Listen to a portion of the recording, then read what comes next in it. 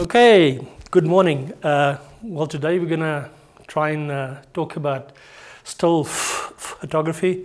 You guys have been doing stuff on video for the past few days, so now we're going to go to something else for a change. A good definition of photography is painting with light. It's the word photography is a French word that has a Greek meaning. That means painting with light. And I think compared to video, perhaps another definition of still photography is it's a moment in time. With video, you've been dealing with sequence. With still photography, you're dealing with a moment in time. So in essence, photography is painting with light, a moment in time. A camera like this, or a phone camera, or whatever, all it is a sensor that is light sensitive, and all we are really doing is capturing how light falls on this sensor. That's all we're really doing. And for us to tell the story or to make a picture that is effective, we need to learn how to make that work, how to do it in the most effective way. So that's what we're going to talk about. And it's going to be a challenge because I'm kind of compressing about a 10-day session into 3 sessions. So here we go. Okay, your basic camera is basically like this. This here is your sensor, as you can see over there. This is your lens. Light comes in there, that's your mirror that goes to the prism, and that's what you see through there. When you press the shutter, this mirror flips up and the light is captured on this sensor over here. That's basically in effect what you're doing. So what we have in the form of cameras, we have point and shoot cameras. Those are basically cameras that are very limited. They probably have no manual functions. Everything is basically automatic and you're trusting the camera to do everything for you. We have phone cameras which are probably much the same, and it'll be a challenge to do very high quality pictures with phone cameras or with point and shoots because you don't have the manual control. Then we get to SLR cameras, which stands for single lens reflex, which means what you see in here is what you have through the lens. And I work with these, so for me, I probably need to talk to you about how I work with this. If you have any questions with how it would affect you with your cameras, then just ask me that and so on. Okay, here we go. That was easy. Okay. I'm a very visual person. I don't have a lot of handouts. I just talk from what I do. I work in the Middle East as a photojournalist. I do both news and I also do documentary work. If I'm shooting news, I would normally go very light. I would have 2 camera bodies. Perhaps this is a 16 to 35 lens, which ranges from a very wide to a medium wide lens, and I would probably have this camera and this lens on it. This is a 70 to 200, and I would use that for news. I don't want to have to change lenses when I'm shooting things, so I just have 2 camera bodies. I might have a small pouch around me with spare batteries and some cards, and perhaps 1 spare lens and my light meter, and that's about it. When I'm walking around doing documentary work, which I've done in the Middle East, I try to walk very carefully. I try to walk in a way that I don't overwhelm people, so I might have 1 camera body, or maybe 2, but 1 with a short lens on like this, and perhaps another lens like that in a pouch or something. So this is my visual, how they see me coming. It's not overwhelming them with big lenses and stuff like this. This is a 100mm lens, and we'll talk about choice of lenses later. So that's me. I try to, if I'm doing documentary work, which I think that most of you will do when you shoot people and so on, you don't want to overwhelm them with what you have. You want to be able to just get into their lives and not have the camera be a barrier. So the simpler your camera, the better. So in some ways, point and shoots are easier. In some ways anyway. Okay, now it really depends what you're going to do. I also shoot sports, so if I'm shooting sports, I have a big lens like this that is a 300 lens. I also have a big 400 lens that I carry around, so it all depends on what you're shooting. And with regards to camera bags, I literally have one camera bag for each type of assignment. I probably have about 7 or 8 or 9 camera bags, depending on the assignment. For the documentary type work where I go light, it might be a small pouch, and that's it. For if I have to travel with big lenses, then it's a huge big backpack and so on. If I have to take lighting, it's like another bag. Okay, here we go. Effects of lenses. Let me just see what I have here in the ways of pictures. I think pictures always work better than right. Short and long lenses. I hate when this happens. Okay.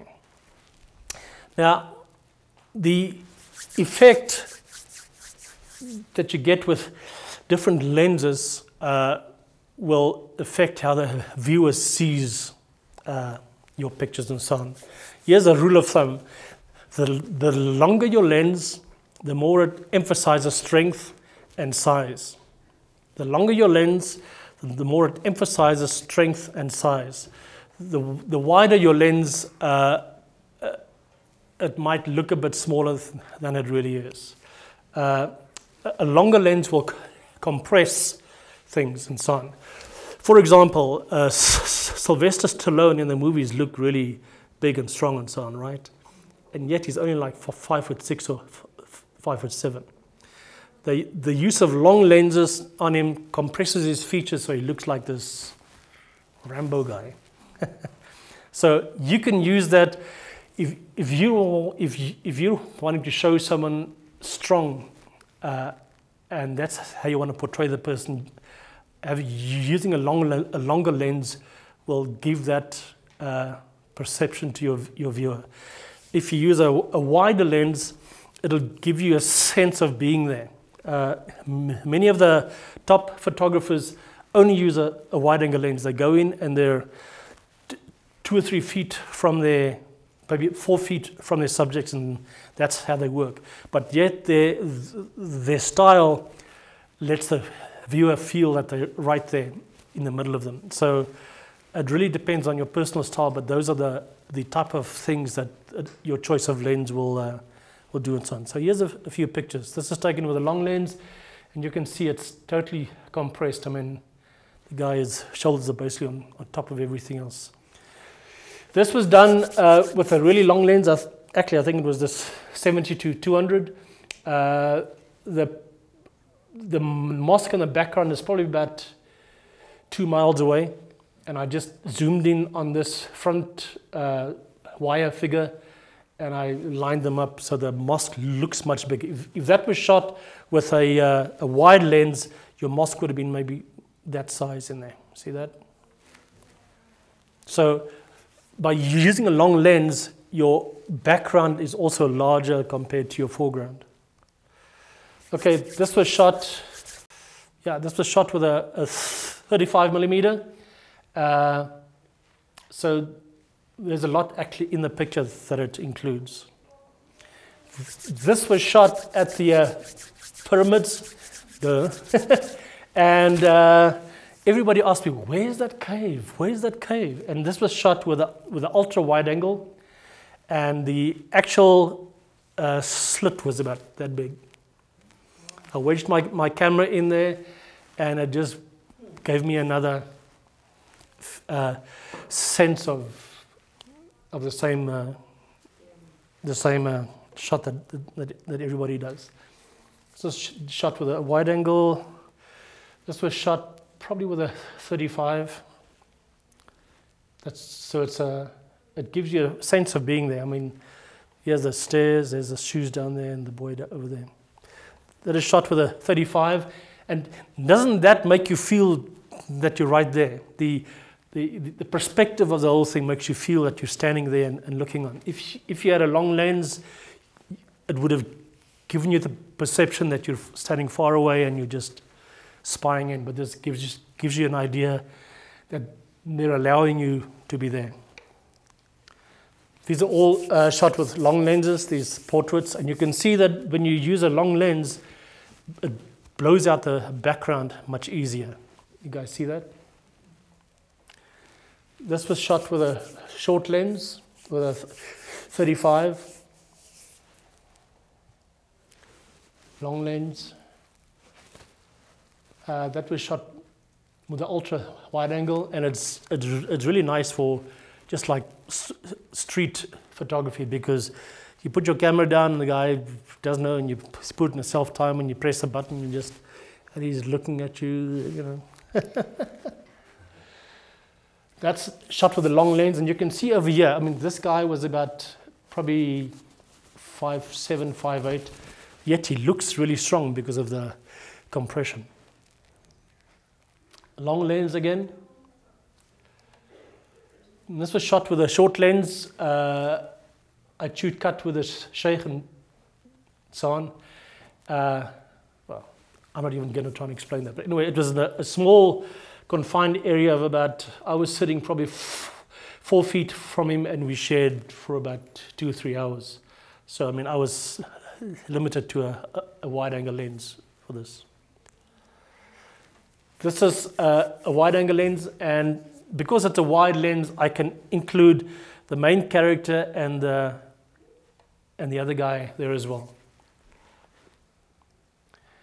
This is a ultra wide angle lens.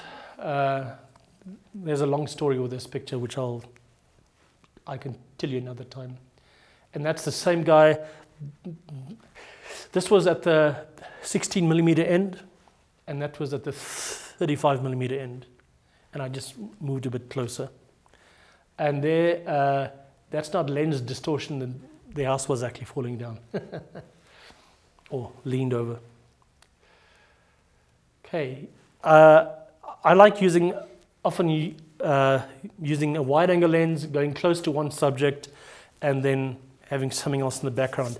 The thing that you have to watch out for with wide angle lenses is that it takes whatever is the closest to it and makes it really big. So his nose and his cheek looks much bigger than it really should be. So it's more of it's a shot that you would use at times, not all the time. And this was shot with a long lens, and you can see that the nose and the cheeks all look the right size, how it should be. Same one there. This was shot with a wider lens. Yeah, let me just go through. Yeah, the thing with the wide angle lens is that it really lends itself to graphic images. So this was on the ultra wide side. So you have all these lines just leading you to the people. And so that is something that is a good thing about using wide angle lenses. Okay. We're going to talk about this when we talk about portraits and so on, but personal space, how you invade someone's personal space, plays a big role in how they will respond to you.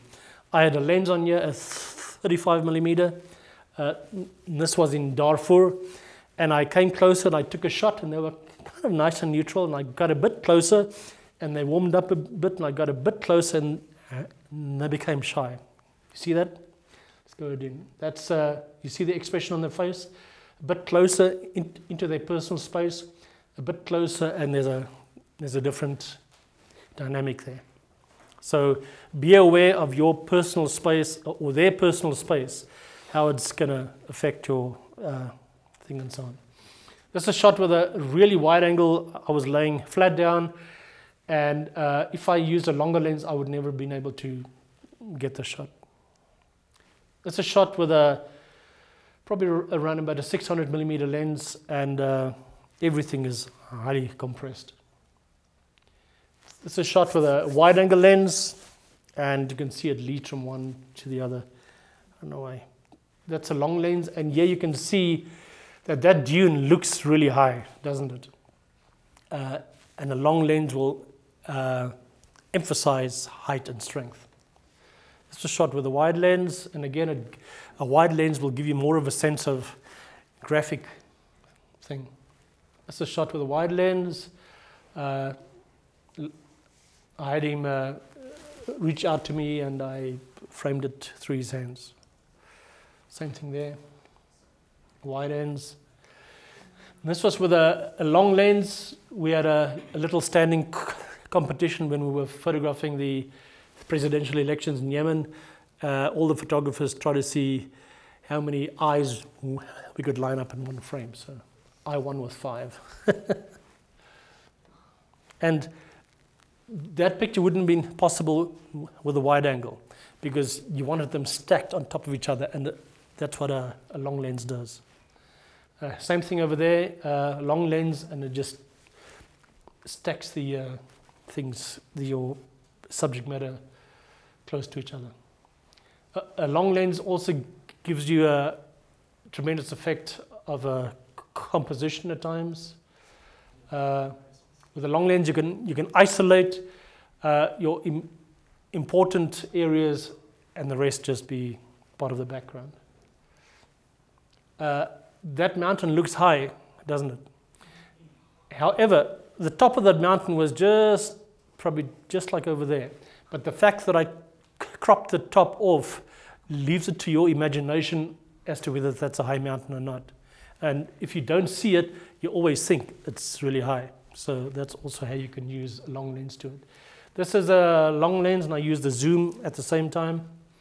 Kind of have to fly through these. This was shot with a wide-angle lens, and I was able to get really close and have interaction with the protesters, or well, it doesn't look like they're protesting, but anyway. This was at a presidential rally, and the use of an ultra-wide angle made this hand over there look extra long. So you can use things to your advantage.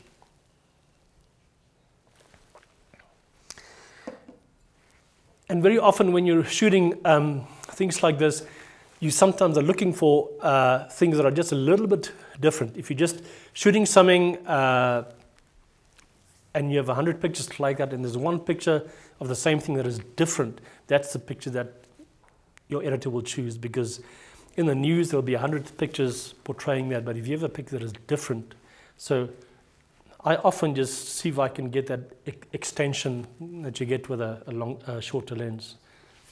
That's also at a protest with a wide-angle lens, and again, a wide angle gives you that sense of graphic and so on.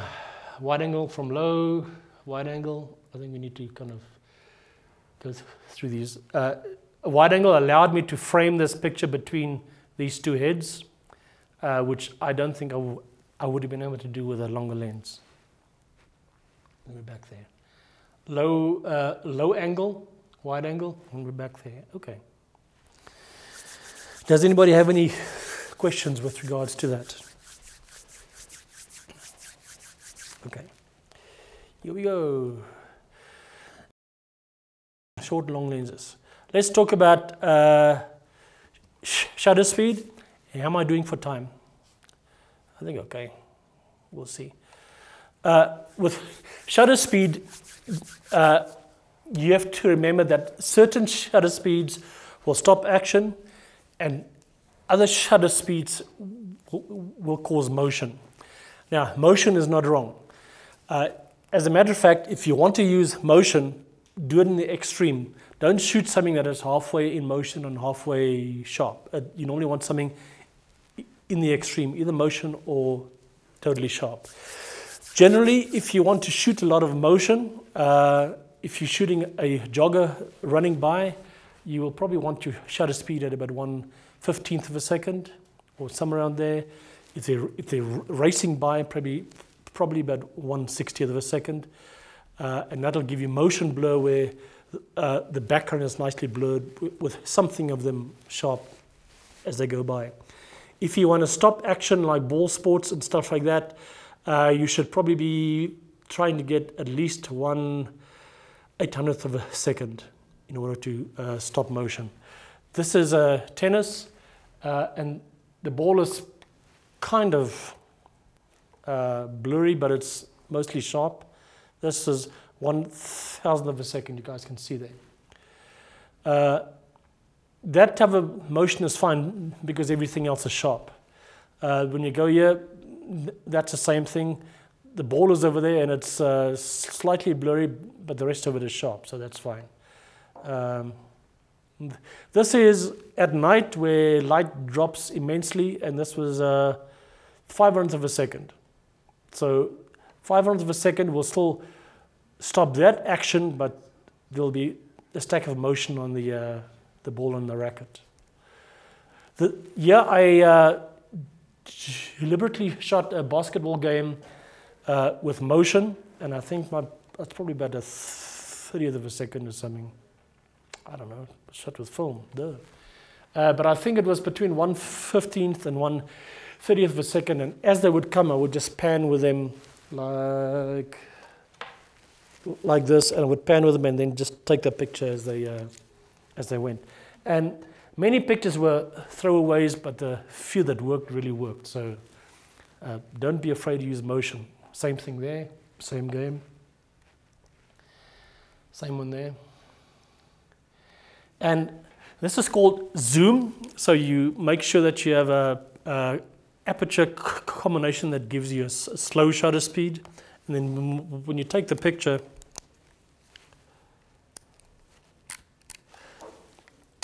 you zoom at the same time. Let me just do it again.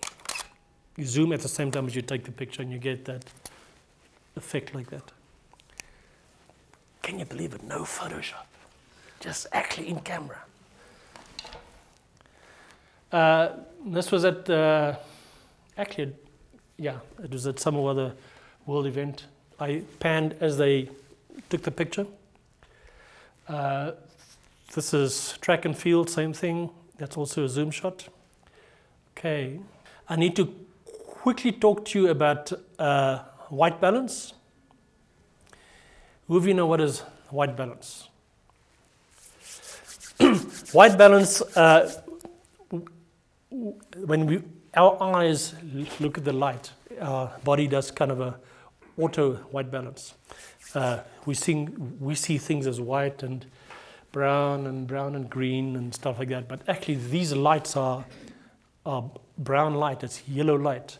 The camera can't interpret that exactly, so there are settings in your camera where you can override what the light looks like.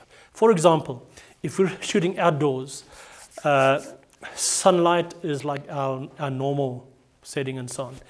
Once the clouds go over the sun, what color is if I shot some, what's the color? Let's say the clouds went over and I'm now in the shade. What would be the prevalent color on me at that time? Blue. Why? Because the clouds are filtering out the yellow. Because the only light catching us is from the blue sky. So we have blue on us, so the camera needs to neutralize that blue cast. Okay, so if you have manual settings, make sure that you adjust your white balance to whatever you should. There is a way to do a manual white balance with your camera. If you want to learn how to do it, please come to me afterwards and I can show you how to do that. But I think it'll take up a whole bunch of time if we did that. So here's some examples. How to shoot this couple, their engagement portrait, and it was just about raining on the beach. It was really that bad. And so I thought, I'll take my flash, I'll take my camera and put it to a tungsten setting. Tungsten setting will make it blue to override tungsten light, correct?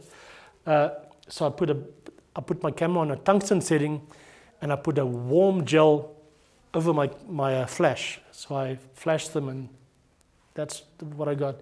Now the warmth is a bit overdone there on this here. It looks a bit more neutral. But so you can make something out of that is non-existent just by playing with your white balance and so on. This was the same thing. I took these two sisters and I used a tungsten setting on this, and I put a warm gel on the lights and got that, and you see their faces are neutral, but the background is very blue. That's the same shot, just with a normal setting. See that? So that's how it really was, but that was using a tungsten setting. Okay, white balance. Oh, never mind. Yeah, I set the white balance for tungsten, which is, I used a manual white balance because everything in there is very yellow, and it made the sky go very, very blue. You guys see that? So that's something that you can do to perk up the sky as well. Okay, I think I quickly want to talk about exposure. There's also depth of field, but I don't know that we're going to have time to do that. Now, the thing with exposure, let me first just, okay. Do you guys all know what the shutter speeds are and what the aperture f-stops are? Who of you don't really know what that is? Okay. Let me just run through it really quick. The correct exposure has to do with, let's say we have this glass of water. Let's say the correct exposure to capture a successful picture on your sensor requires that much water. We have a tap or a faucet, and our variables are how big the pipe is and how fast it's coming through. So I can either vary the aperture of that pipe, or I can vary the speed with which the water comes through. That makes sense? So that would give me either 1 second to get that much, or half a second, or a quarter second, or whatever. That makes sense? That's just an analogy. So we have f-stops, which has to do with the aperture of your lens. In the same way, it's the amount of light that comes in. And the other variable is your shutter speed, which varies the amount of time. Okay. Now, there are trade-offs from the one to the other if you have a high aperture or a low aperture, or a high shutter speed and a low shutter speed. Obviously, when you have a lower shutter speed, you're going to have camera shake. If you have a wide aperture that allows a lot of lighting, that will allow you a much faster shutter speed. But the thing that we haven't spoken about is depth of field. If you have a wide aperture, your depth of field, or the area that is sharp, is going to be like this. Let me just quickly show you over here. Depth of focus. Yeah, here we go. Okay, so this would be at f1.4. You see that's sharp, and that's not sharp, and that's not sharp. Then as we make the aperture smaller, let me just say this. The bigger the number of the aperture, the smaller the aperture is, the more sharpness you get. The smaller the number of the aperture, the bigger the aperture, the less sharpness you'll get. So this would be at a very wide aperture. Lots of light in, but your depth of field, you can see, is just over there. Then we go a bit further. That's probably around about f. It doesn't say. That's probably around about f5.6. So now things are becoming a bit sharper here and there. You guys see that? So we go to even smaller aperture, and you can see things now becoming sharper as we make the aperture smaller and smaller and smaller. But in all this time, the shutter speed became slower. So that's an issue that you kind of have to work with. So at about f22, everything is sharp from the front to the back. Compare that, from that to that. So varying your aperture will give you that effect or that effect. So that was basically depth of field. Wow, we really rushed through that. Cool. All right. Having said that, let's talk about exposure, because I think one of the biggest problems in photography is exposure, because we buy cameras and we trust the cameras to give us the right exposure on pictures and so on. These cameras, there are two types of light in the room: reflective light and incident light. Your camera reads light, but only reflective light. So if Jeff over here, who is wearing black, if I took a picture of him and I relied on the camera for my meter reading, the camera is going to say, oh, that's dark, it needs more light. And so his shirt might be okay, but his face will be very, very bright. In the same way, with a lot of white. If I took a picture of, well, outside, let's say, sea sand, someone standing in the snow or on the beach or something, and I point my camera to it, and the camera goes, wow, that's very bright, it needs to be a bit darker. So you're going to find that your exposure will be too dark and the person's face will be very dark. So the ideal thing is to find a way to manually find the exposure. I use a meter, and I meter with this, and that normally gives me the right exposure. What you can do with point and shoots and with phone cameras and so on, you can point your camera up to a lit area or the exposure that you want to take, like perhaps the person's face. You go closer, you get the exposure, you move it back, and then take the picture. Some of the SLR cameras have a button over here that is the exposure lock. So I would perhaps go closer to Jeff. I'd press this button to get the exposure on his face, hold it down, come back, reframe, and take the picture. And that'll lock the exposure in. But you kind of have to just find ways to get your exposures manually and work with that. Now, another problem with exposure is that our eyes can see a wide variety of stops. Our eyes have amazing latitude. I can get detail in this light, on her feet, in the shadows there, under here, all at the same time. The cameras can't do that. That's also the reason that we need to make a direct choice as to whether you want to shoot something in the sunlight or in the shadows, because if you try and mix them up, you're not going to get an exposure that really suits the whole thing. I generally make a choice. I'm going to shoot in the sunlight, or I just go work in the shadows. Best light to shoot in is just after sunrise or just before sunset.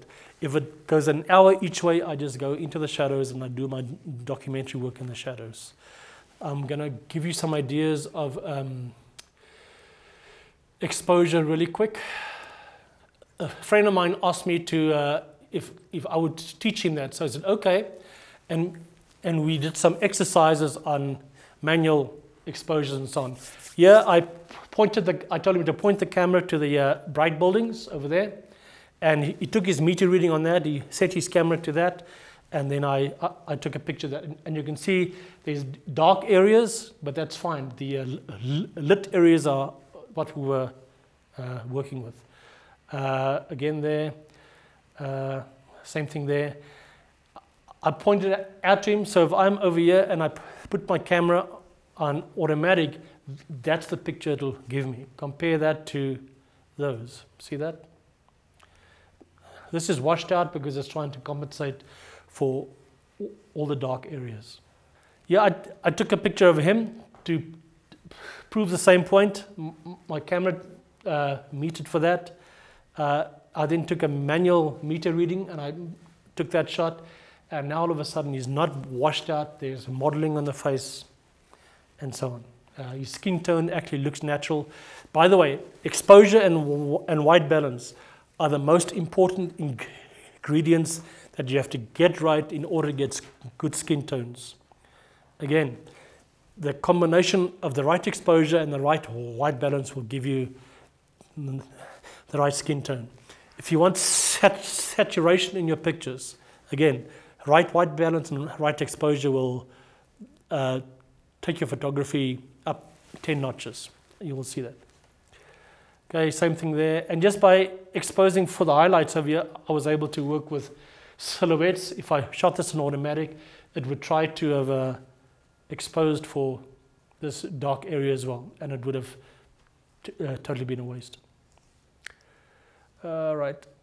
Working in the shadows, you often have reflections in the shadows that work really well. Working in the shadows, where's one here? Yeah, and I mean, just by exposing for highlights, I was able to get pictures with that type of saturation.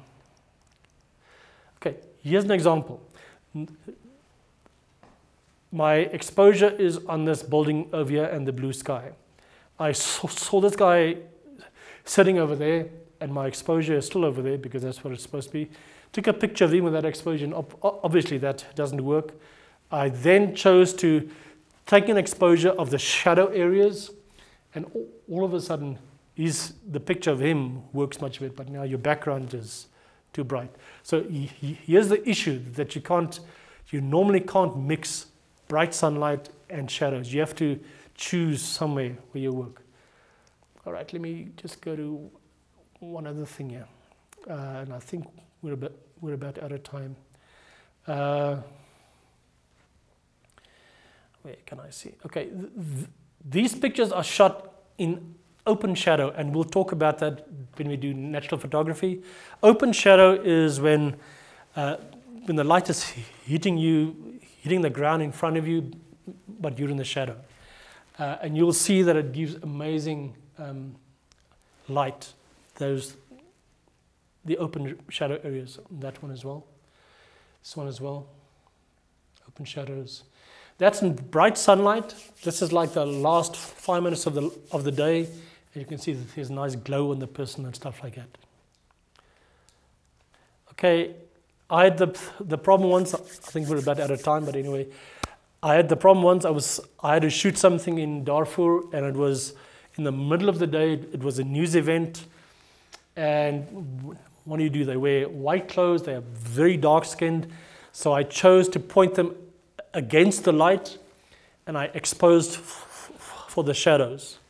And yeah, that doesn't look that great, but I turned it to black and white, and all of a sudden you had pictures, because in black and white this really comes out. You guys see that?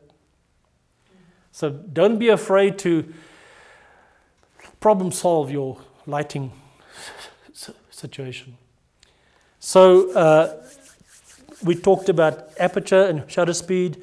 We talked a bit about a depth of field. We talked about cameras and lenses, the effects of lenses, and we talked about white balance. I think the thing to take back from this session is that you need to find a way to find the right exposure, and you need to make sure that your white balance is correct. If you get those two things right from this, you will grow immensely. So, okay, welcome back to our second session. And in this session, we're going to deal with impact. We're going to deal with composition. We're going to deal with light and seeing pictures. And we're going to deal with portraits and natural light portraits. Just real quick,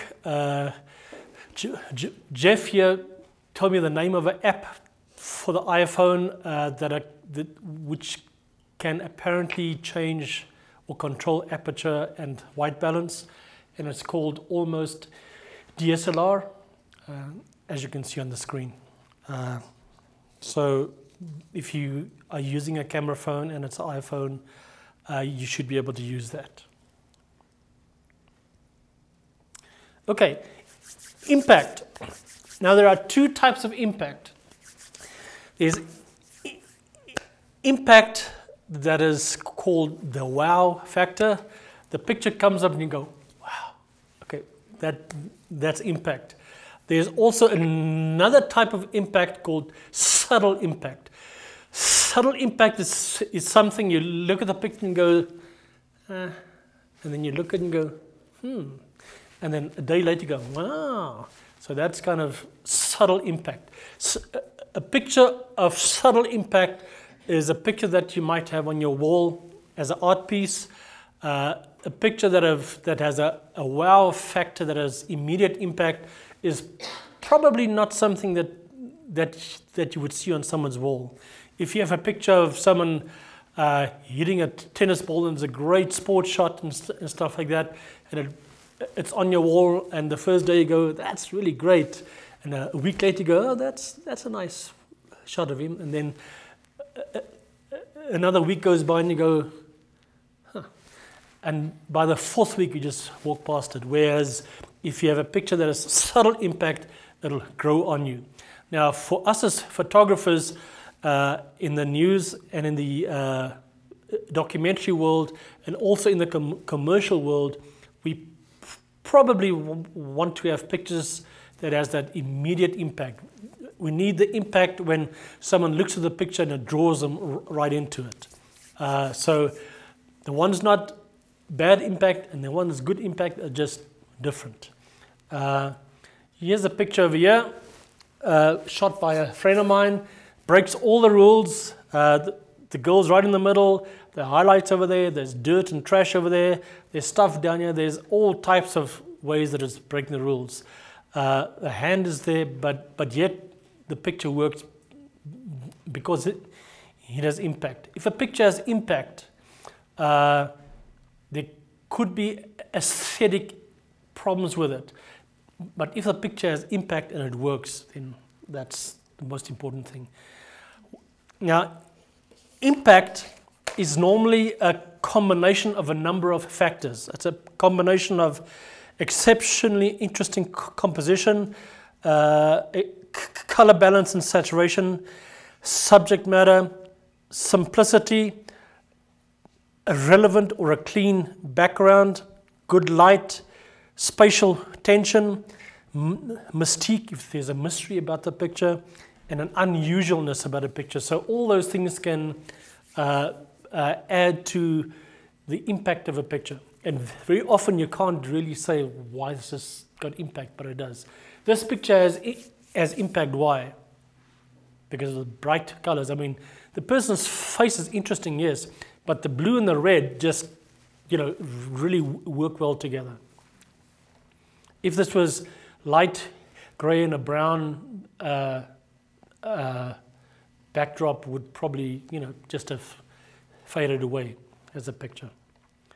Okay, here's a picture where the impact is subject matter, isn't it? It's a baby that has a waterhead, or whatever it's called. And this is not a particularly good picture, but the impact is in the whole story there. Same thing there, the emotion expressed by the people is what gives the impact.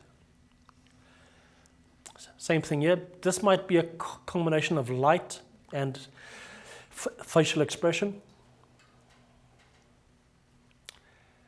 What's the impact over here? Light, correct? It's a light hitting these lit areas over here, and it's the mystery of this. What on earth is that in the background? And this is impact, perhaps because of the warmth of the picture and the facial expressions as well. This is light and color.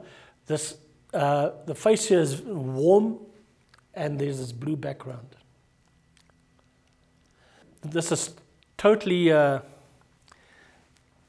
picture with many faults, but the mystery of what are those knives doing in the picture, doesn't it drag you into it?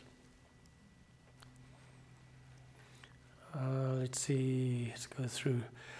What's the impact here? composition. You have all these lines with amazing texture going in and leading you up to that dune over there. You see that? It's a strong line that just leads you. It's very straightforward. It's a simple composition. You know exactly where your center of interest is. This is perhaps as impact because it's unusual, isn't it? I mean, when have you seen a picture of beach volleyball like that?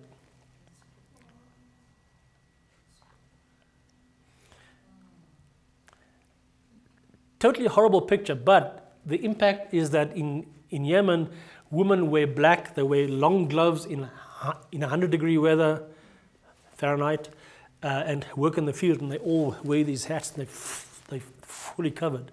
And the unusualness of seeing that's what's the impact, isn't it? This would be a picture that has subtle impact. It's kind of, misty and foggy, but it's probably a picture that you can walk past in a month from now and go, I wonder what's behind that tree over there,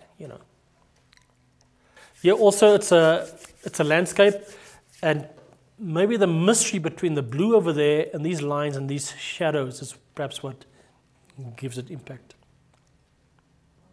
Same thing over here, mixing light. Remember what I said about blue light? Here, this was shot on a sunlight setting, so the water went very blue because it's in the shade, but there's your warmth over there.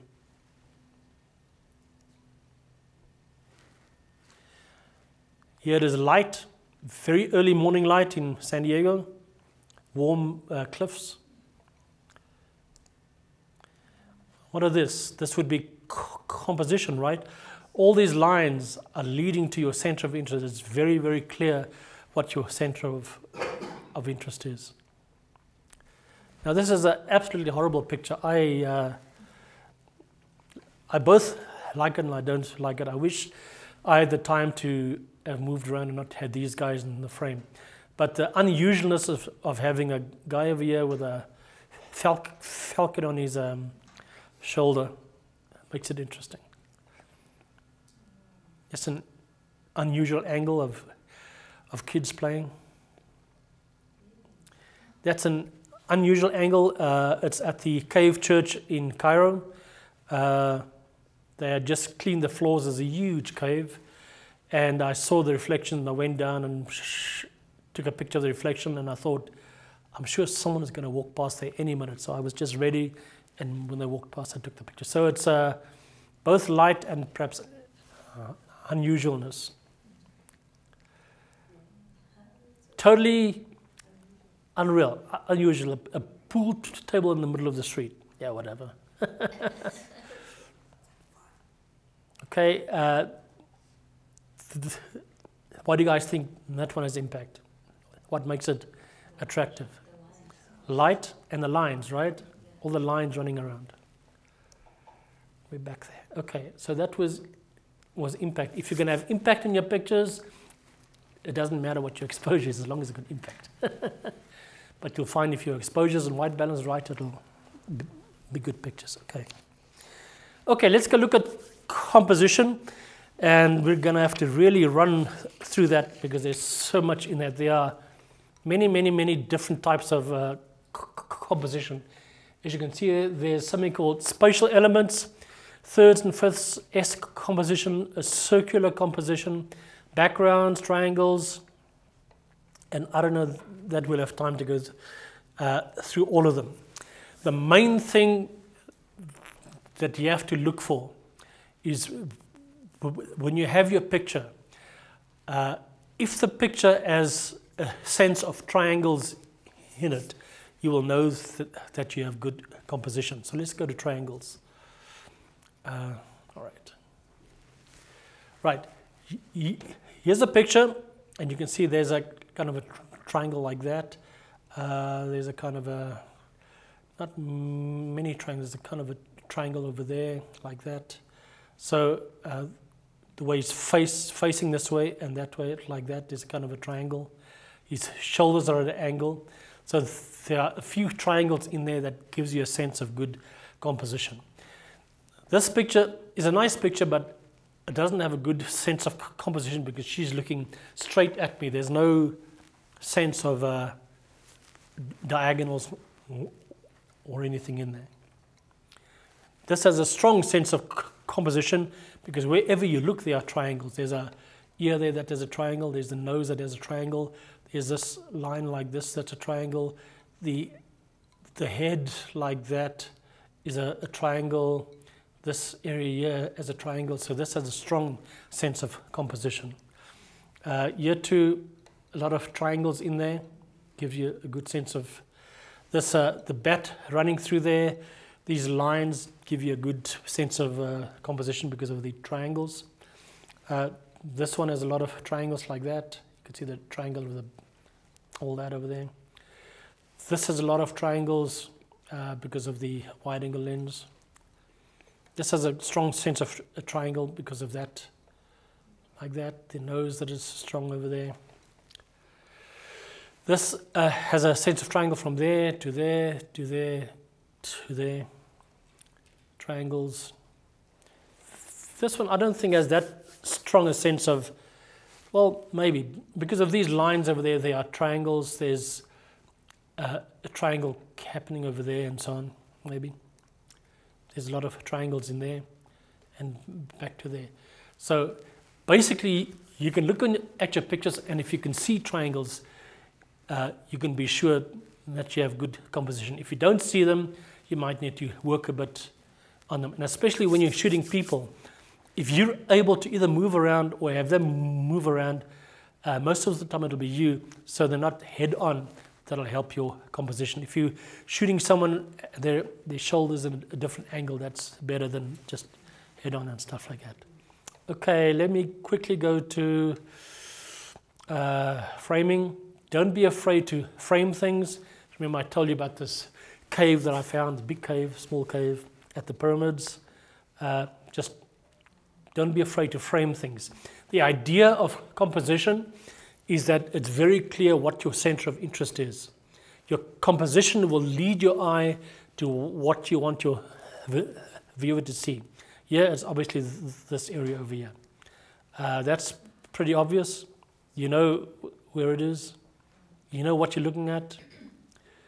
Yeah, it's obviously this here. I mean, the hands are there, but the person's face, that's obviously your center of interest. Here, your center of interest are those two. These trees are just framing it. And that's a picture that's very busy, but it's very obvious what I'm taking a picture of, isn't it? Very obvious. Just by use of framing within your frame. And I'm sure this would work for video as well. Again, framing.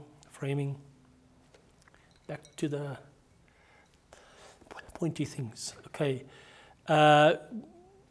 Be very careful with backgrounds.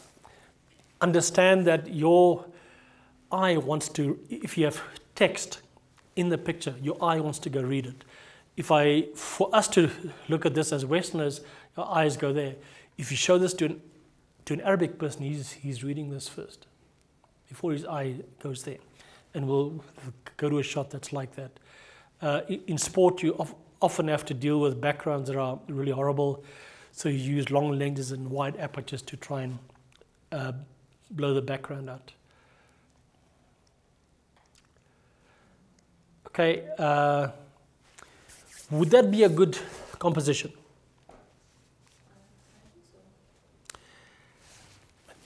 Where did your eye go? These are basically two pictures, aren't they? If the one was larger than the other and the other one is offset, it would have looked better, wouldn't have? So this picture is probably not a good composition. Eye goes there, to there, to there, kind of split there. That's using a background that's clean. Now, you have to take care of your backgrounds. If you're able to move around and find the backgrounds that work, that's better. I picked my camera to take a picture of this guy, and I thought I would have a chance of another one, but I didn't. I took the picture, and that was it. I really wanted to move away from these guys. If these guys weren't in the frame, it would have made the picture like 100 times better. Now, someone once told me that the difference between a good picture and an amazing picture is backgrounds. You make your backgrounds work, your picture will stand out. Okay, let me see if we can find one with writing. Text, there we go. These are all in Arabic. Oh well. Where does your eye go? DJ. At first wants to go read DJ before your eye goes there, doesn't it? So that's just to prove a point with that. I mean, even there, yeah, that stands out, but your eye goes in. What is that, 7850? Yeah. Okay. Let me see. No center of interest. Be careful that you have a center of interest. What's the center of interest there? Are you sure? I mean, this boy, this light area over here, my daughter over there, this bright area over here. The way that you can check your center of interest is you turn the picture upside down, you see where your eye goes. For me, that my eye goes there and my eye goes over there. That kind of stands out, but it's very, very busy, isn't it? So this would be a picture where you don't really have a center of interest. So this is what you would try to avoid.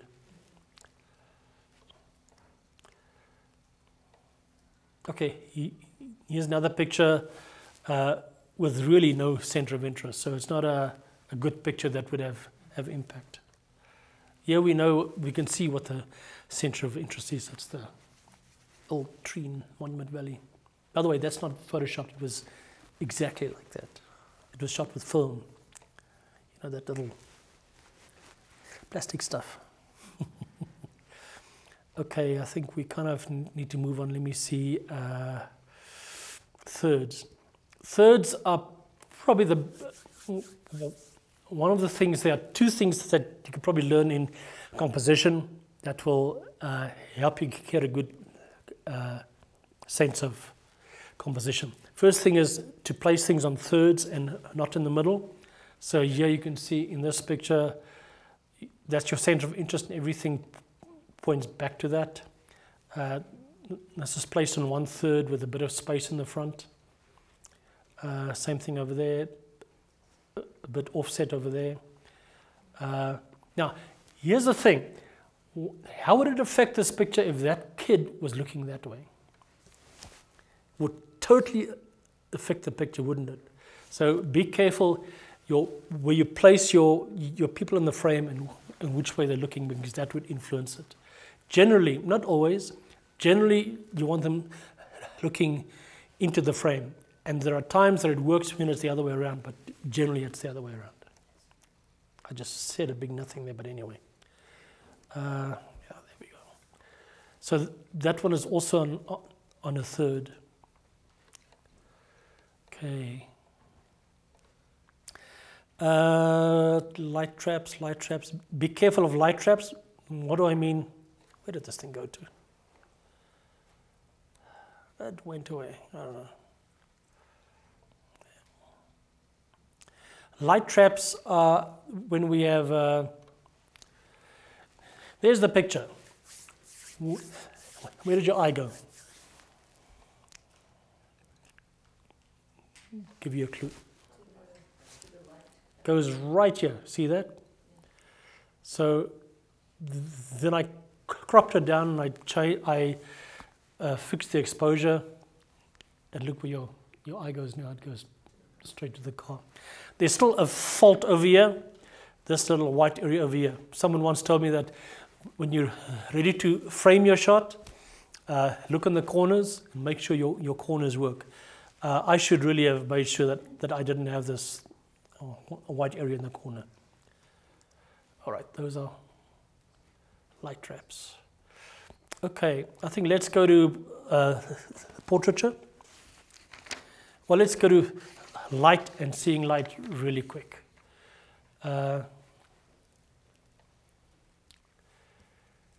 you guys know the difference between hard light and soft light?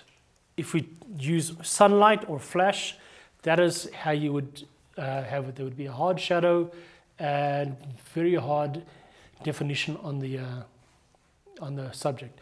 If you use soft light, which could be in the shadows, or just softbox light or whatever, your shadows become much softer and the image becomes much easier to look at. So you generally,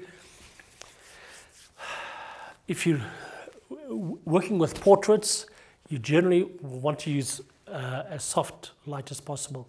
You want your light to be directional but soft. Okay, so that is light. Well, I'm just going to run through these, and it's about seeing light, and you guys can just, take it in. If you don't see the light, you won't be able to take the picture, how light falls. If I took my camera there on automatic, the background would have been a nice mid-gray color, and I would have lost this rim lighting over there. See that? Light, just soft light, spotlit, the donkey on the sides. Here's a phenomenon that I love doing, but I find it very hard to do, and that is to combine two types of light in one shot. This was the moment the sun peeked out, I took the shot. So on the skull, there's warm light, but the sand dunes still have blue light on there. See that? Yeah, I exposed for that, and if I was not able to see that light and expose for it, the picture wouldn't have worked. Same thing over there.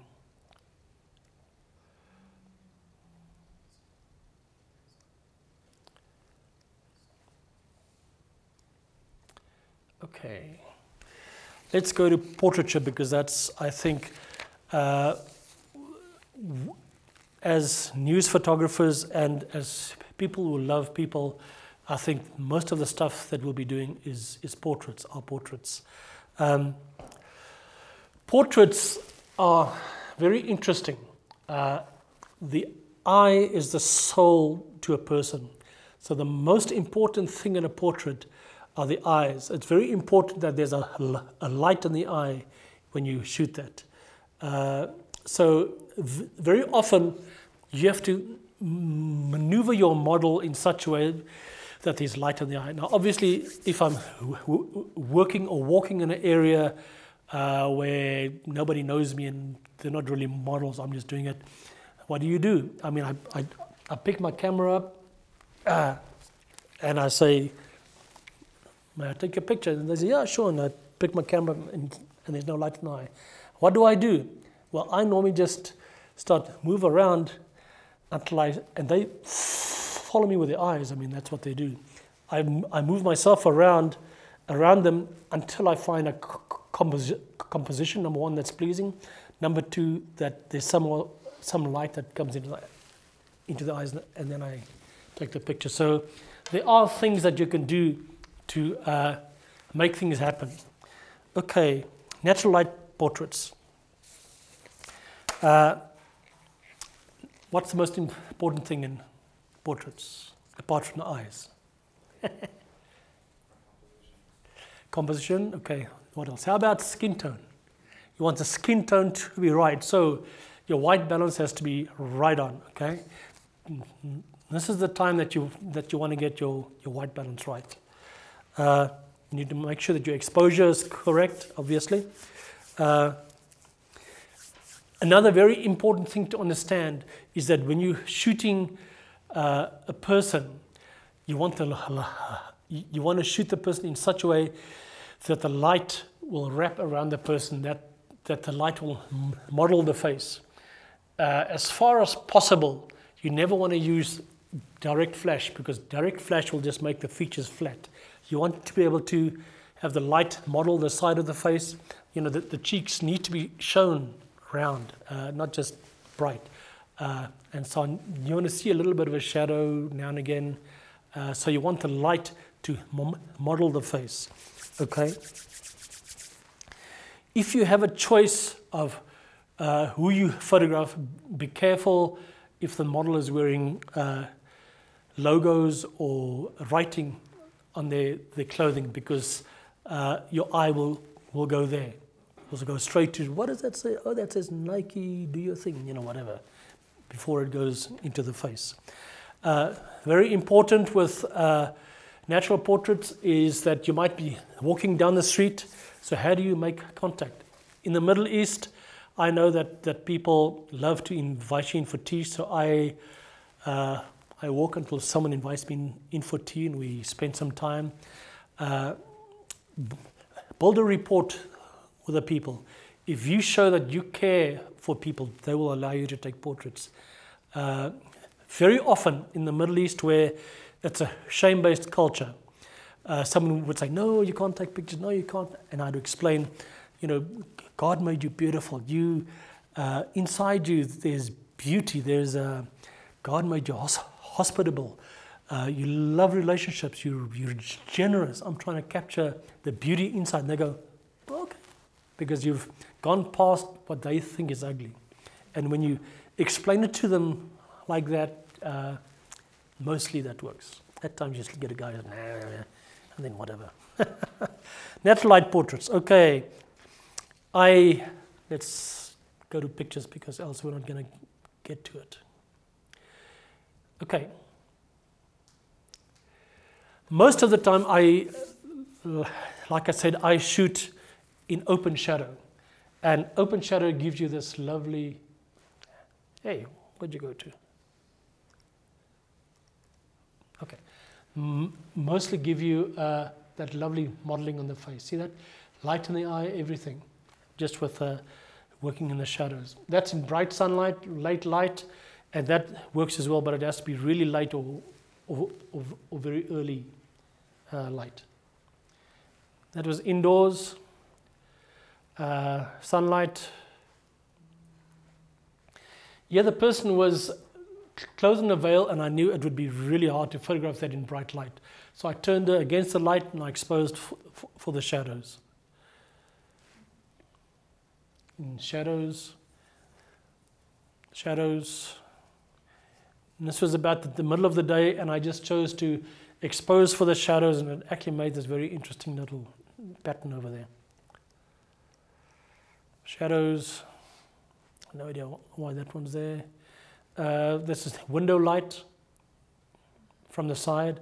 And again, I had to expose for the bright areas on this side of her, and then walked back and shot that. I don't remember. Don't be afraid for something that's unusual. You expect something to happen, prepare yourself and go shoot that. Now what I normally do is when I walk down the street, I go and I take a picture in the sunlight with my light meter. I remember it. I'm not a picture, I take a meter reading, and I take a meter reading in the shadows. I know that most of my time I'm going to shoot in the shadows. I set my camera to my shadow reading, and I remember what the light reading is. Now I can just walk around, and most of the time I'll be ready for basically any shot in the shadows. If something happens in the light, I remember what it is, and I just, here again. There we go. That's how I normally work. Let's see. That was shot indoors with only one source of light. There was an open door just in front of her, and that was the light. This was in the shadows. Remember one thing with portraits. With light-skinned people, you get texture from shadows. With dark-skinned people, you get texture from highlights. Let me say that again. With light-skinned people, you get your texture from shadows. From on dark-skinned people, you get your textures from highlights. So this guy's, all the highlights is what gives his face texture. Same thing there, in the shadows, highlights. Same there, in the shadows.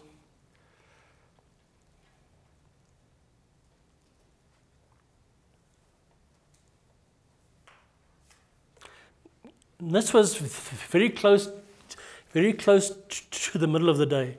And it was in Darfur, and there was a wall, and the sun was hitting over the wall and right in front of them.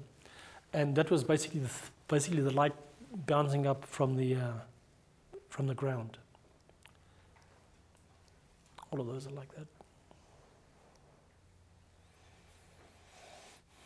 That's sunlight. That is deep inside a coffee shop, and I use my really fast lens for that. Don't be afraid to leave some space. Now, in some cultures, because of their personal space, they may find this not positive. If you're from a Western culture where having space is a positive thing, you might find this more acceptable.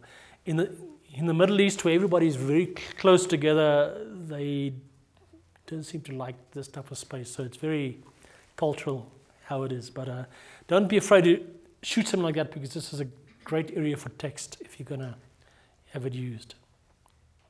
Nice light. The pointing with my finger. The light probably came over here. There was a little roof over here, and the light probably fell just about over there somewhere. And you can see that the light just went right around them.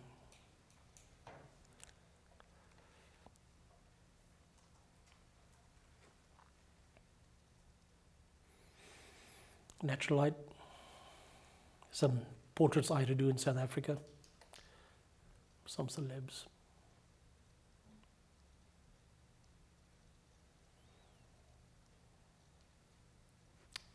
And this guy was sitting under a tree, and so I just exposed in those shadows and so on. Group shots are hard to do. Good luck. I'm not good with group shots. And there you can see some of these. Don't be afraid to shoot indoors with window light. Window light is amazing for portraits. This was with one big window, probably to this side somewhere, and that's it. And don't be afraid to use the background as a setting for what you're trying to portray. That's one window on this side here. That's in the shadows. Don't be afraid to include something in a space that is like out of focus and so on. So cute. This was in a really, really dark room with a tiny window on top. This was probably, I don't know, pitch dark. And I thought there's no way, and I put this fast lens on and yeah. What a pleasure. Same thing over there. So sweet. You can eat them up. Okay. Let me see. There was a lot more to talk about, but I think we're about out of time. Let me just maybe tell you problem portraits. The thing to avoid is these dark shadows under the eyes.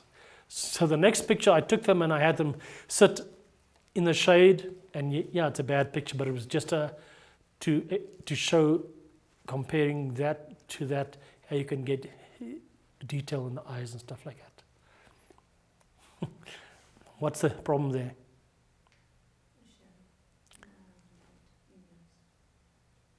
How about my eye goes there, serve dog, and there's this black thing there, and I mean, yeah, it was a fun shot, but anyway.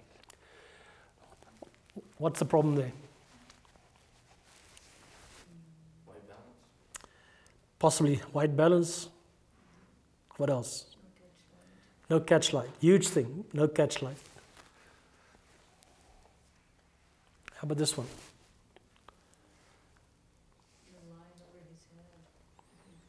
Line over his head. How about not the right exposure? Because my exposure was off, my exposure was a bit too light, I'd lost some of that modeling on the face. See that? Well, it looks nicer there than yeah. There's a problem one, but you turn this to black and white and all of a sudden you have an image.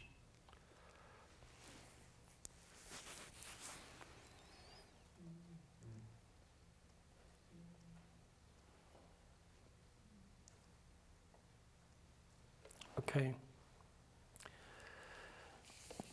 There's a lot more that can be said on this, and I'd love to talk to you guys afterwards.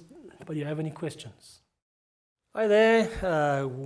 Welcome back to session 3 of our seminar on photography.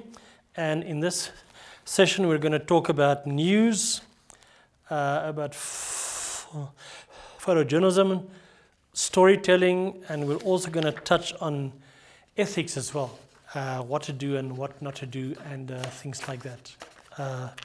I believe that you will spend some time a bit later on with how to figure whether things are newsworthy or not, but we're just going to basically look at still photography and the role of it in news and feature work and so forth. So, news. News, a definition of a news picture is capturing light and a moment in time, especially a moment in time. The important thing about news is that it's capturing an event. So the idea of you freezing that one moment in time is the thing that comes to the fore. The other subject that we're going to be looking at is feature work or documentary work, and documentary work can be, or feature work can be, something about a person. It can be something about a country. It can be something about something that happened in the past. News is about something that's newsworthy now. Something, you'll know that a picture is newsworthy if it has more value today than next week. If the value of it is based on perhaps what's happening in the picture and the timeliness of it. Very often the aesthetics of a news picture does not have to be perfect in order for it to really succeed as a news picture. But obviously, the better the aesthetics of it, the better. Okay, so news and feature work. News is time critical. It's a moment in time that will lose its impact tomorrow. It's a picture that will have less value tomorrow than today. The truth of the event needs to be paramount whenever we do these pictures. It can't be over manipulated. We can only manipulate to as far as to perhaps correct the exposure, possibly the white balance, and possibly remove dust spots or things like that. But apart from that, that's about the extent of what we can do with news images. The other thing where it's very different from video work is that news pictures must not have a posed feeling to it. With video, we often interview people, and you may do retakes and retakes, do it again. What do you mean by that? In order to get a person saying something else and so on. But with news photography, there almost needs to be a sense that you're a fly in the wall and you're photographing what's happening in front of you. Many news agencies will frown upon pictures with eye contact because it almost implies that there's a manipulation going on. from you, the photographer. Now, obviously, when it comes to feature work and documentary work, you don't have that issue because very often documentary work might be about some guy and you'll include portraits of him and things like that. Portraits can be news, but generally news is more than just portraiture. So to actually shoot news in places like Darfur or Yemen or wherever is actually really tough because you're walking along and you're trying to find news pictures and everybody's surrounding you saying, take a picture of me, take a picture of me. So there's always the struggle with how to find something that's happening and not something that's contrived. Okay. So let's look at some pictures over here. Pictures always tell the story. Okay. News pictures. They're doing something, you think that's news? Would that have the same value today than next week? Maybe only if that was watching the outcome of a election or something. But apart from that, they're watching soap, so it's not really a news event, right? Yeah. How about that one? That would be news because that's something that's happening right there at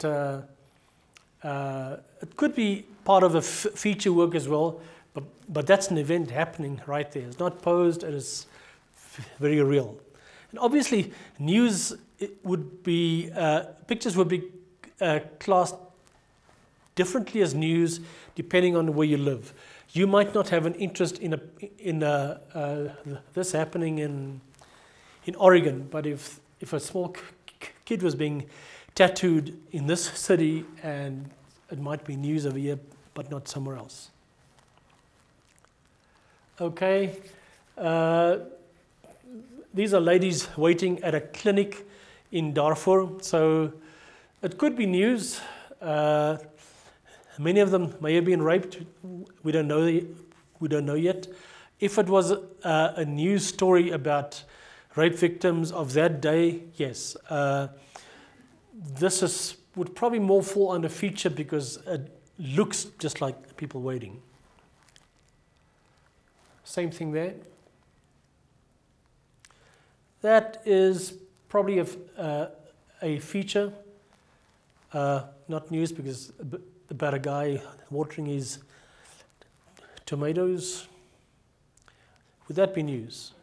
That's the president of Yemen casting his vote, so that would have value on the day of the election, and the following week will be whatever, you know.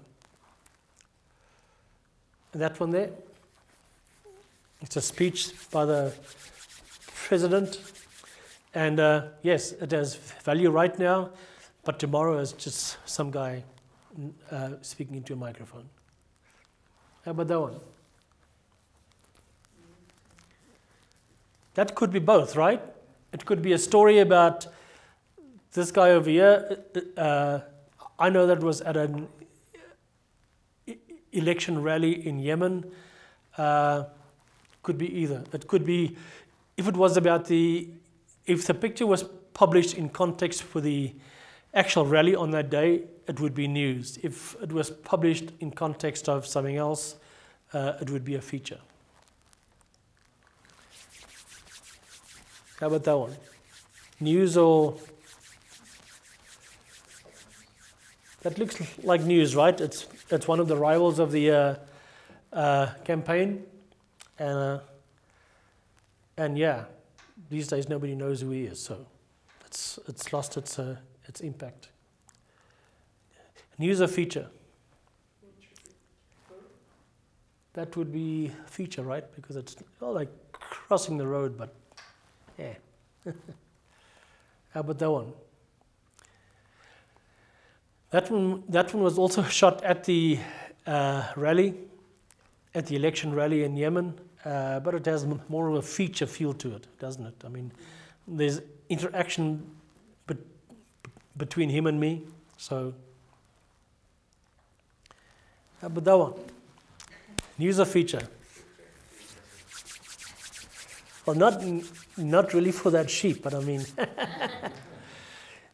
yeah, this is actually at Ramadan, not Ramadan, at the Eid al-Adha, and they first wash the animals and then they get slaughtered as their sacrifice. That looks more like news. That's very much news because they're doing something that is action. It's not just something that feels posed. How about that? That could be either. That could be either.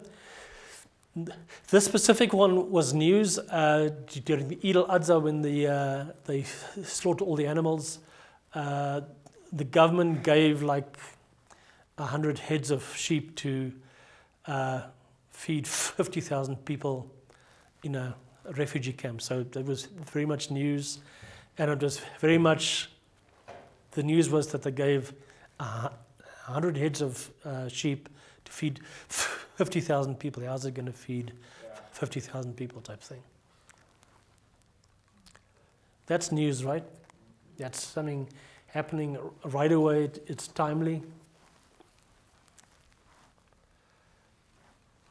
Okay, it's the first time in history that the Yemeni woman could vote, so it was a historic moment for them. So that was actually a portrait that could be news. There's eye contact, but it's news. Same thing there, people waiting in line. That's news, right? Totally. Sick lady in Darfur. That's news, correct? I mean, it's a moment in time, totally. She lifted up her veil. I took the picture and she dropped the veil again. I mean, she couldn't see through it, so she had to open it up. I thought she was going to yell at me, and she just smiled at me, so, all right.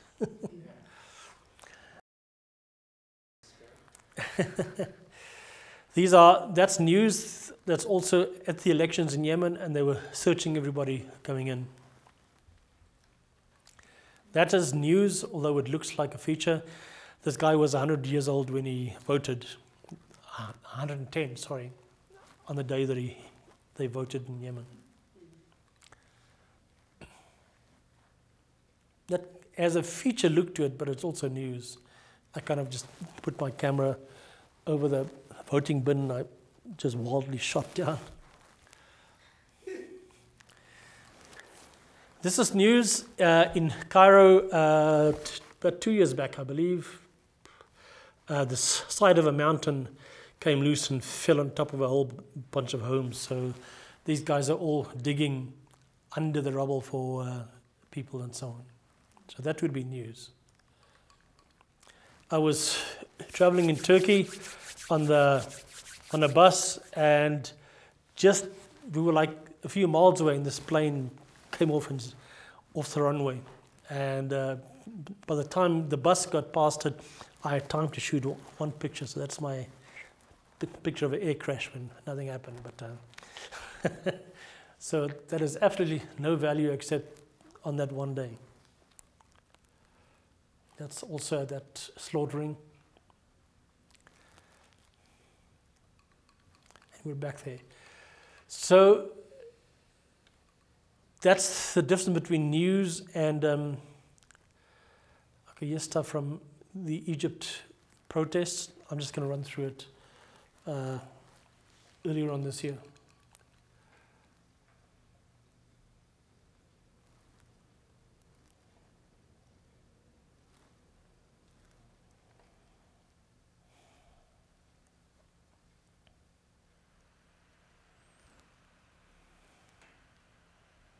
This family, the police were coming forward, and this family decided that they would just stand their ground, and they just lay down and sat in front of the police, in spite of them firing tear gas and all that stuff.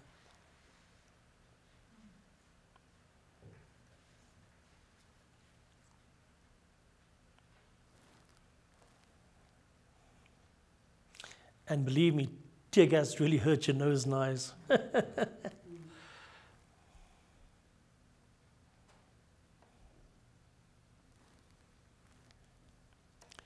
So this obviously is news because it's stuff that's happening. And some might have pictorial value, but the value is in the impact of it on that day.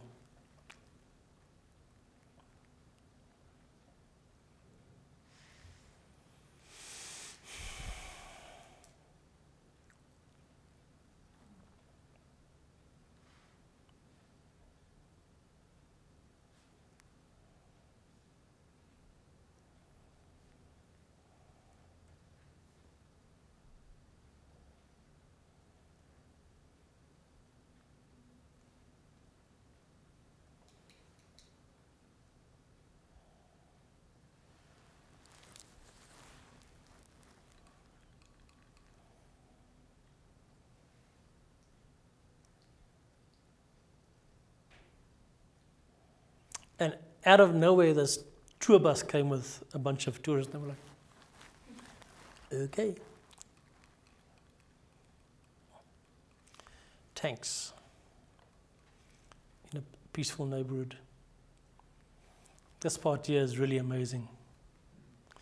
That's what they were trying to push towards.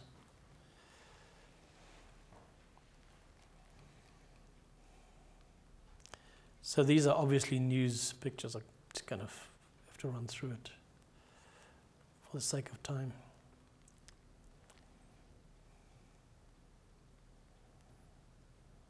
That guy was loaded into a taxi, and I'm not sure if he was alive or not, but they rushed him off.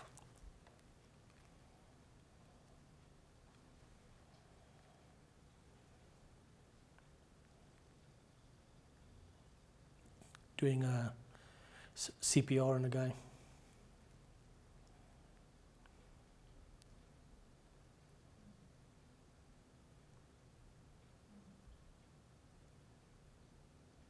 Yeah. Okay, so that was Egypt. Okay, let's go to feature. Now remember what I said, features are not necessarily time critical. Feature can be a story about somebody or a place or whatever. I had a long-term, I was doing some long-term documentary work in a place in Cairo called City of the Dead, and it's cemeteries and tombs where people have moved into and they live there, and it's like a little town on its own. So I've been spending a bunch of time there. So some of these are scenes from there. So I mean, that's a guy driving past some tombs. Interesting, but not news. Same thing there. Sufi dancers. Found this kid in the middle of a place called Garbage City, which is just garbage everywhere, very poor, and there was this like play area. The Coptic Pope drinking a cup of coffee. That could be news because he's a VIP. If you photograph a VIP, that is more newsworthy than if that was just some priest. That's obviously not that important that it would be news. That could be news if these ladies had been raped or whatever, and they therefore rape treatment or whatever in Sudan. Same thing there.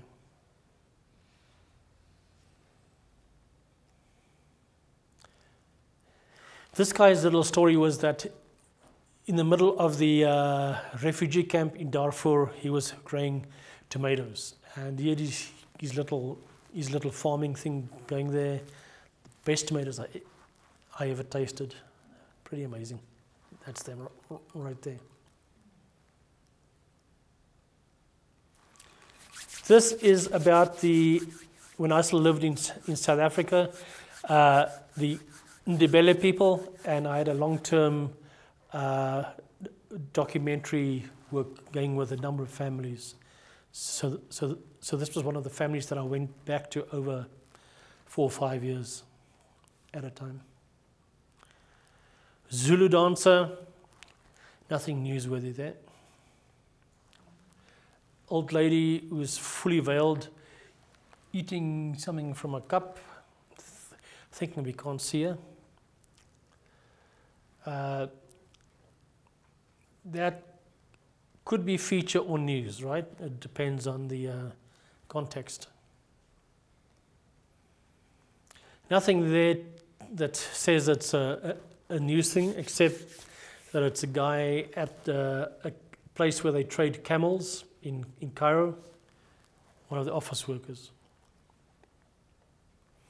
This could be news because of this, if we included more of this head thing, it was the actual flag emblem of the party that she was supporting. As a standard, it's probably more a feature of that. That would be feature, that would be news. Feature work. Feature. Escaping camel. That could be news if you're shooting, if this was a specific camel or something that was important, but as this was just a small story on the camels being transported from Sudan and then offloaded and so on. This is voting day, and although it's a portrait, it's still news because it has to do with all these guys standing in line and so on. What a character that guy was. Okay, that would be news. Actually, this can also be a feature because it could be just something on the election process. It could be a picture about women's rights, which would not be news then. It would be a picture story or a documentary thing. Guy's thumb, I suppose it could be newsworthy. It could be news, but I think it's not a picture that can stand on its own. It would have to be part of a story in order for it to make sense. Yeah, you go to a country where people are ultra conservative and they wear a hat like that. Interesting. That would be feature. Okay, this is about chewing cut, buying and chewing of cut in Yemen. I did a story on that. So it's nothing new that happens every day between 12 and about 5 p.m. The country comes to a standstill and everybody buys and chews cut. So it's basically about that. It would have the same value next week as this week. People just laying and chewing cut.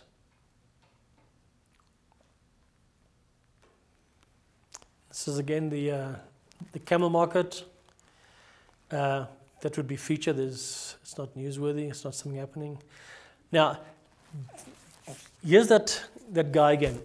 I was in Darfur and someone told me if I wanted to meet the head of the rebels, I could call this guy and he would introduce me. So I called someone to get me to meet this guy, and I went there and I thought, well, I'll just go and I will introduce myself and we'll go and meet the rebels. So I took my camera, the 16 to 35, and that's it, just as a maybe, you know. And I arrived there and I find that everybody's treating this guy with immense amount of respect. I'm going, what is this? And so we start talking, and I find out that he's the Sultan of the full people. So if they still had a Sultanate, he would have been the Sultan, and everybody was like bowing to him, and he was basically the head of the rebels. And so we spent a long time just talking, and I interviewed him, and I took some pictures, and he chooses to stay in a humble home as a sign of solidarity with these people. So I chose to take pictures of him inside this house that he stays in. I didn't have much choices. I just, 4 shots, but that was it.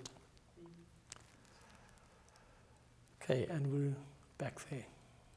So we have about 7 or 8 minutes left. Let's quickly go to, let me mention sport photography to you really quick. I'm not sure if you will do sport photography, and I have hundreds of pictures here which I'm not going to show right now because we don't really have time.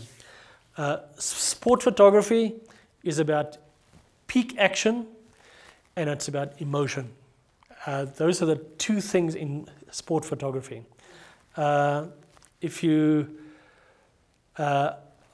shooting volleyball, peak action would be just as the ball hits the hand.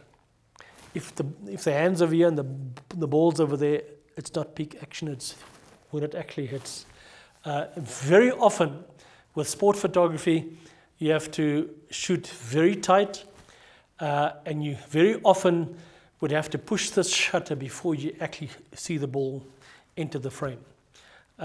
Generally, you want, if it's a ball sport, you want the ball in the frame, so you generally have to anticipate when the ball will enter the frame and press the button just before it actually enters the frame.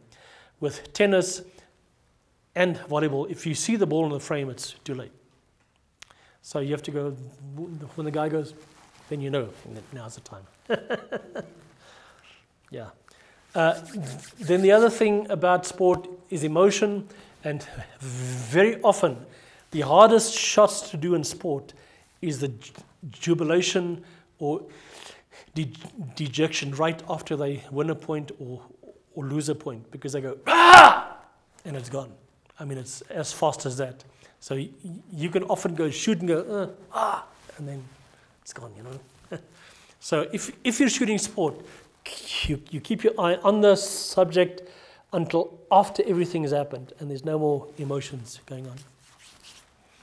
Okay, well, I won't show all the pictures. If there's time afterwards, I will do that. Let me see. Let's go to stories and essays.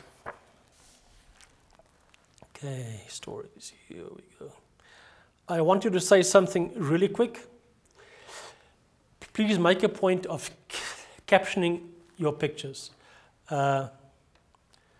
If you go to Photoshop, you can go to File. See it over there, and you can go to File Info, and it'll bring up this box that you could enter your captions into. If you go to Breeze browser, it's like that. If you go to Photo Mechanic, it's like this. So even this picture over here, if I went to the iron top there, will bring the box up and I can type in all my caption information in there. Captions need to contain the 5 W's. It needs to contain the who, the why, the what, the where, and the when. Those are the 5 main things that needs to be in a caption. Captions also need to be free of personal interpretation of what's happening. Like I can't say, Jeff is smiling because he's laughing at that joke type thing. That would be me trying to interpret things in there. And I would just say something like, here, a picture of Jeff smiling while standing there. That would be more accurate. Captions are, if you're going to do stuff for news and so on, captions are going to be extremely important. If you want to get jobs in the news world, they're going to read your captions and decide if they're going to hire you or not.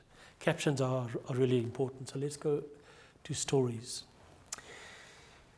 Story time. Once upon a time, there was a little girl called Little Red Riding Hood. Okay, not that one. Stories, where are we? Okay. Now, there's a difference between stories and essays. Essays basically have a group of pictures. Like when I went to Libya, I did an essay of portraits of people next to graffiti or against the wall where they have all the pictures of the people that have fallen. And I used studio lighting, and I did an essay of about 20 or 30 pictures that I sent in with studio lighting. that would be an essay. It's just a group of pictures on some subject. A story is more structured. Your first picture would be the picture that would lead you into it. It'll be like a magazine as the front cover that leads you into the magazine. It would normally be a picture that is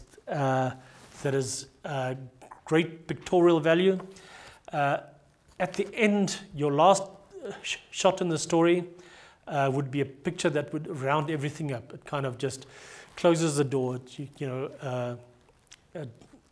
Then in the actual meat of the story, you might have details. You might have a close-up shot of something. You may have a portrait of someone.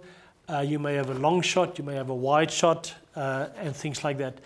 Generally, stories need to be less pictures, probably between 6 and 12 at the most. I would say between 6 and 10 pictures to tell a picture story. Okay,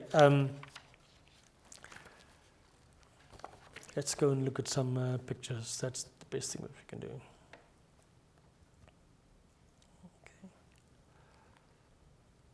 Okay, let's go to Yemen. Probably.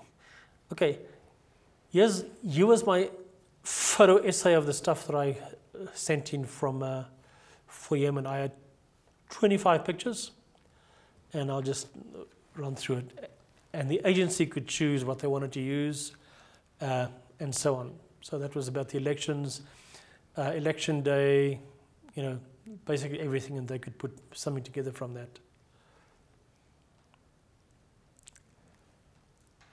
Okay, now I'm going to show you the actual story that I did of the Yemen elections. That was my opening picture. It has enough pictorial value to draw you in and think, what is this? My next shot was a detailed shot in the feet. Interesting shot of some of the election people. A close-up of someone. Another close-up. The eyes in a row was interesting. And this old lady hanging on as a kind of a humorous thing, and she's holding onto his pocket and hanging onto it. Oops, sorry. The moment with this lady lifting up her veil, the guy that was 110 years old, the guy's fingers. Now, in this shot, it makes more sense within the actual story. On its own, it's not that strong, but within the story, it makes sense. They were selling these little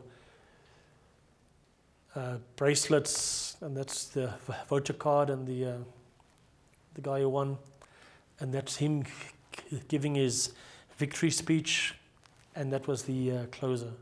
So that was the actual stories that I did. Let me show you one more really quick.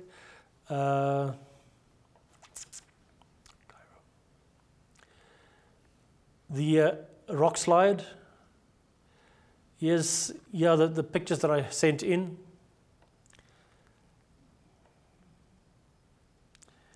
And I will show you the actual story that I made from that.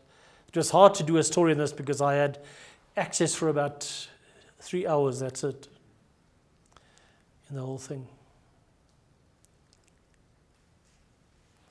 And it was hard to move around. Okay, so that was the 25 shots and the stories. Oops, wrong one. What am I doing? I don't know. I chose that picture as my opener because it was the buildings just like that the mountain covered. That's the actual scene of the side of the mountain that came down, and underneath all these rocks over here are basically all the houses that have been crushed and people. And so that was my wide shot of what happened. It's just them digging. Some details of where they're trying to hold the rocks so it doesn't crush people digging. Guy working with the bricks coming out. Working with the bricks coming out. These guys here saying stop, don't go any further, they found something. Person being taken out, the body. The emotions of the people interacting around the whole scene. And at the end, person just like being there tired and worn out. And that was my story. Okay, we kind of just skimmed over it. I'm sorry about that. But anyway, do you guys have any questions?